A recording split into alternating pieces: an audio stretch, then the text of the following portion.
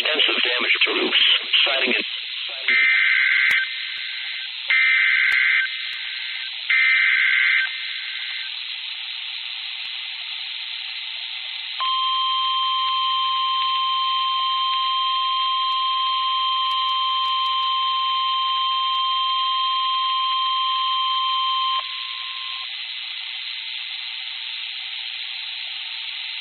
the National Weather Service in Fort Worth has issued a flash flood warning for Johnson County in north central Texas until 1:15 a.m.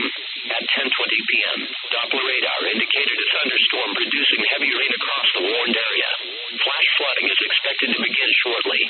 Some locations that will experience flooding include Mansfield, Burleson, Cleburne, Keene, Joshua, Alvarado, Venus, Grandview, Gudley, Cross Timber, Cleveland State Park, Rio Vista, and Briar Oaks. Turn around. Don't drown when encountered flooded roads.